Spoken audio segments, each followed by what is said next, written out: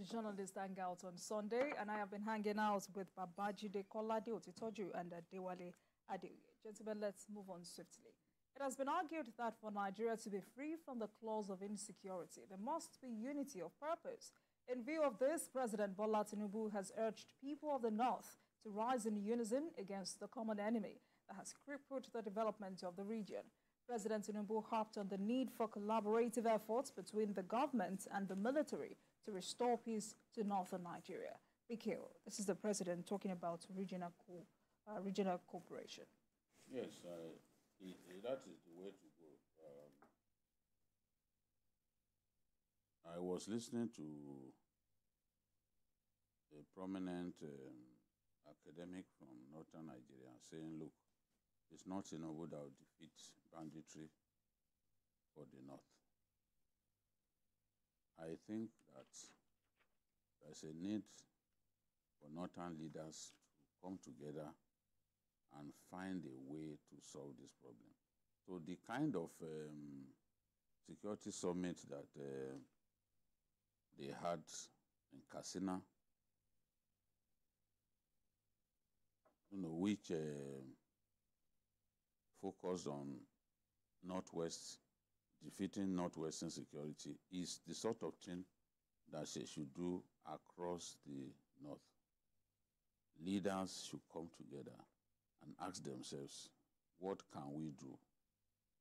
How do we approach the insecurity that is crippling businesses in our area, that is stopping people from going to their farms, and that is leading to high food prices? The way it's going, you read this, the story of what happened in Niger State, where bandits and terrorists took over communities after people abandoned those communities, and they began to eat food crops that these people had stored in their barns. They are now pounding yam, eating food that they did not buy.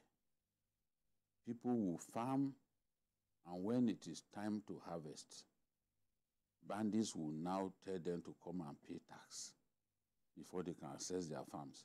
And if you try to defy them, the way they were defied in some communities in Kebbi State, Wasugu and the rest of them, they will kill people in dozens. Kill more than 100 people in one day. So this banditry can be defeated, but it can't be defeated without concerted effort, without them coming together to look at what strategies they can adopt to fight a common enemy. You can't leave everything to the federal government. Oh, we have the army will deal decisively with them, let's rely on the army. No. As the army adopts kinetic approach, non-kinetic approach should also be adopted by the leaders. So the president said that insecurity threatens the stability and unity of the North, and that whatever ails a part of this federation destabilizes the other. Defeating insecurity in the Northeast, in the Northwest, is not a sectional agenda. I agree that whatever troubles a part of Nigeria troubles the rest of us. For example, the major food production belts of our country are in the Northwest. And you can see the impact insecurity is having on food prices. There are some crops that we would love to grow on our own in the Southeast, but because of soil texture and all that, you may not be able to grow those things. For example, if I want to grow tea, I can't grow tea. No matter how much I like to grow it. I'm wasting my time. I can't grow tea here because the climate is not suitable. But in the Mambila area, in a community in Mambila area of Taraba State, they grow tea. And that's the only place in Nigeria where they grow tea. So The same thing where people want to grow onions if they have the opportunity. But everyone knows, or people who have knowledge of Nigeria know that the people of Sokoto, they are masters at growing onions. And they are the best in Nigeria at growing onions. That is their own area of specialty. But if Sokoto is troubled by insecurity, how do you get onions down to the down to southern Nigeria or even the north central, where they may not be growing it? So that's why I agree that whatever ails a part of this federation destabilizes the other. And the president also talked about the need for regional cooperation so that they can work together to improve livelihoods in the Northwest. And he talked about, and he said he will not rest until banditry, terrorism, and other forms of insecurity were eliminated. So the long and short of this is the president will try his best, but I believe that the solution lies more with the leaders and people of the North. They can come together, especially in the Northwest. They need to come together and see how they can. So, Biki, apart from regional cooperation, the president also talked about reversing the institutional frailties governing security. What do you think he was talking about? Institutional frailties.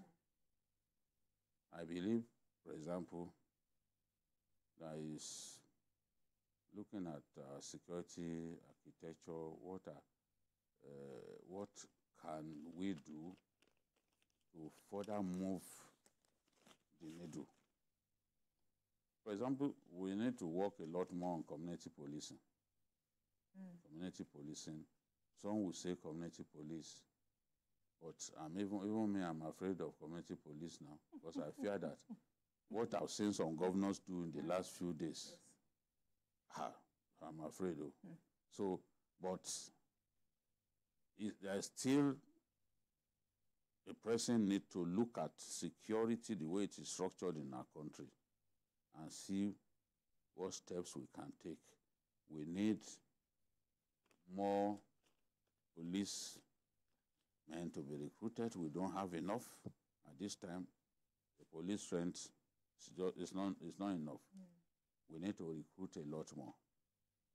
The nonsense that is going on between the Police Service Commission and the Office of the IG has to end. I thought that was over. It has to end. You know, sometimes they keep quiet about these things. You think it's all over, but they are still struggling. The other day. I don't know. There is a need to address that problem because for a long time we didn't recruit. And policemen die every day. Policemen quit the job. They retire. Some resign. And we are not recruiting. We are not recruiting as much as we should. So there's a need to address that. But I think that there are some, in terms of even working together, there's a need for greater synergy. If you ask me, there's a need for greater synergy between the armed forces, between the security agencies. We have greater synergy, we'll be able to achieve a lot more. But that and then community policing, if you want to do community policing, we have to also do it in a much better way. I think states can do what the Southwest have done with Amotekun. When you see the success that Amotekun has recorded, especially in Ondo State, you know that Amotekun is a very, very desirable initiative for even the states of the North. And I was at I moderated a symposium where they were talking about the need to have an Amotekun even in the North. During the MBA conference, I moderated their session on insecurity, and people came out to say, look, there's a need for something like Amotekun in some states of the North. We have reached that point now. All right, Adeoye. So the president also says, who else can better understand the complexity of the crisis of a region than the people themselves? Absolutely. The situation we have in the North There are local problems, but of national and international dimension. The people carrying out suicide bombing, the people carrying out conflict attacks on each other, they are local people. They are people that live in those areas that are from one particular family, one particular street, one particular community, that are known to people in that area. Even when security operatives are looking for them, they don't know them. The people know where they are. The community leaders knows where they are. The MIs knows where they are. At least if he does not even know where they are, he knows one or two family members. The communities in the north are closely, it's like a cobweb of networks, so they know each other. So you cannot have an effective security without local content. I think that is what the president was saying, and I think I absolutely agree with him. And if you look at the nature of conflicts we have in the north now, we have inter and intra-ethnic conflict. Conflict within a particular ethnic group, and then conflict between one ethnic group and the other. The same thing with religion. Crisis of religion. Then the biggest problem, economic crisis. If you look at the number of children out of school, the number of women without access to education, the number of people that are not fed, they can't, nothing to eat from morning to night, the number of people that are begging, who are desperate, who are hopeless, who have no future, majority of them are from northern Nigeria. Unfortunately, the North had produced the highest number of either head of states or presidents of Nigeria. When some people are trying to politicize this issue in the past 1 year, that we have somebody from the South saying that, appointment and all that. If you look at the appointment, for 8 years, check the records, under President Buhari, almost more than 90% of strategic security positions were manned by people from the North. And of course, nobody called and said, okay, the problems are there, let them hold their positions. And even now, the director of DSS, the National Security Advisor, Chief of Air Staff, Agriculture, Minister of Defense, Nigerian Intelligence Agency. Yes, all held by people from the North. So these are very strategic positions that are relevant to when you are talking about security. In the past 8 years, Chief of Army Staff from the North, Chief of Army Intelligence, Custom, Police, IG, EFCC, Immigration, for 8 years. Maybe that strategy hasn't worked for us, Maybe we should change it. No, it can work. It can work depending on the people that are driving, the person that are driving. And I believe the people that we have now, I have confidence in them, Because if you look at even the National Security Advisor, even though it's a former police, you see that issues, formerly we usually think security is just about Boko Haram. But you see, even there is a fight between political interests, he invites them. Look at Rivers State, what happened. Because security is not just about soldiers and militants. Security is all encompassing. It involves culture, agriculture, food security, political stability. So the current person, to me, my own assessment, he's been doing a good job. So I think the northern people should also not politicize this issue, because people are trying to say that, it's because we are not in power. But we are there for 8 years, and we even see worse things that happen. So the political leaders need to be honest with themselves. They should stop putting political interests first. The normal thing that should come first is the interest of their people. Because the billions of funds being stolen are people from all over the country. And we also have people who are from the north who are also involved, people from the southwest and all that. So we need to work together to fight corruption, either in the northeast or in the northwest. We need to be committed to providing the essentials of life for our people. Access to education, access to health, access to good roads. And then we need to show genuine commitment to transforming our people from a state of economic stupor. And that means you have to provide more opportunities for our people. And we should stop using religion as a political tool to mobilize people. There are basic things that people need. You should put those things first and ensure that you provide them, so that when people have access to jobs, what has happened to the factories in Kaduna, the factories in Kano some 30 years ago? Kaduna was the center of textile industry in this country. So we need to work. So I'm happy with the security summit that they did, but I was expecting certain resolutions that didn't come out, especially resolution of wealth among the poor, the gap between the poor and the rich. Then a mechanism to ensure more access to education, and also to deal with the problem of restructuring, because they didn't talk about that, and state policing, which I think are necessary for us to have. Let's take a commercial break, and when we come back, we will continue this particular conversation. Stay with us, everyone. Gentlemen, let's continue this conversation. And Abike, let me take you upon Adeoye's submission on the genuineness of political leaders in that region. Look at Zamfara State, for example. What's happening in the Zamfara State? You have the Zamfara State Governor, Dauda Lawal, saying that when they apprehend bandits in the state, you have highly placed politicians who go behind him to get them released. You have the people on the side of former Governor Bello Matawalle, who had said there have been several attempts by the former governor to assist the governor in defeating banditry in Zamfara State. But the governor has refused this collaborative efforts. It's because they treat each other with extreme suspicion. And maybe the governor of Zamfara believes that if I tell him to lend me a hand, he will eventually come and take credit when we succeed in defeating. Politicians are by nature very petty people. So all of these little things that we don't bother about, they mean a lot to them. And they've refused to work together. Insecurity, Zamfara is the headquarters of banditry in our country. Many of the bandits that have been exported to other parts of Nigeria are from Zamfara. You heard what they said. The people who came to kidnap students of Kustek, or Kogi State, Conference University of Science and Technology, they actually came from Zamfara.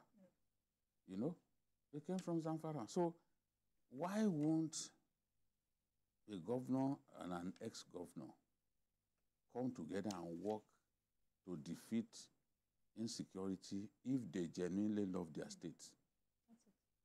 There's nothing too big to sacrifice in the interest of your state if you are a true patriot.